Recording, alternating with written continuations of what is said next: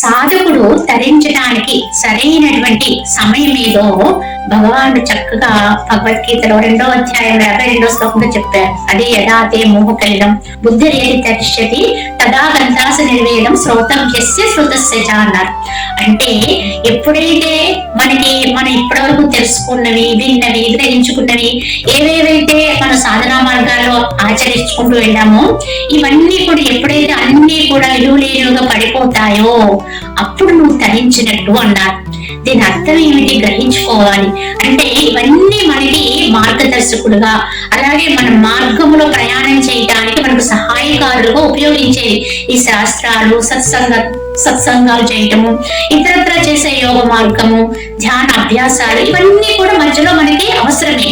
కానీ యథార్థంగా పరమాత్మ యొక్క స్థితి యొక్క అనుభవంలోకి వెళ్ళిపోయిన వాడికి, ఆత్మ యొక్క స్థితిని అనుభవంలో తెచ్చుకున్న వారికి ఇవన్నీ పడిపోతాయి. అంటే అవన్నీ రహితమై తానుగా అయిపోతాడు.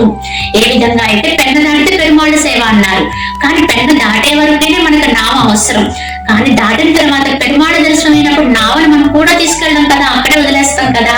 అలానే ఈ శాస్త్రాన్ని ఇత్యాది ఇవన్నీ కూడా ఎవరైతే పూర్తిగా అంటే ఇంక వాటి అవసరం లేనట్టుగా అయిపోతారో వారే ఆత్మ సాక్షాత్కార స్థితిని అనుభవించగలరు అని భగవాన్ యొక్క ఉద్బోధ.